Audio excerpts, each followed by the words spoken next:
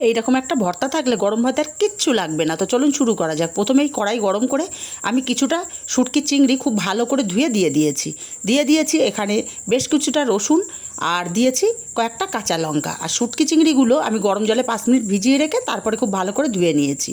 চিংড়ি মাছগুলো বেশ লাল লাল করে ভাজা হলে এখানে দিয়ে দেবো কুমড়োর শাক। আমি এখানে শুধু কুমড়োর পাতাগুলোই ব্যবহার করেছি।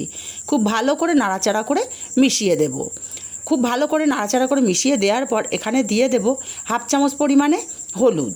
আর আমি মিনিটখানিক এভাবে নাড়াচাড়া করে নিয়েছি। আর হাফ চামচ লবণ দিয়ে দিলাম।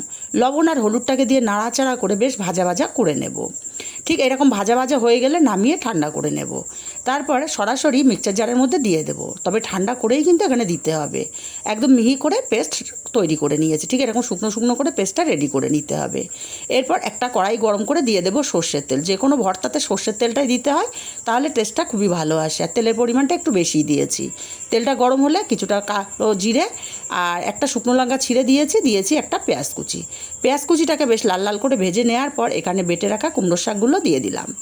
দিয়ে ভালো করে নাড়াচাড়া করে মিনিট খানিক এইভাবে রান্না করে নেব।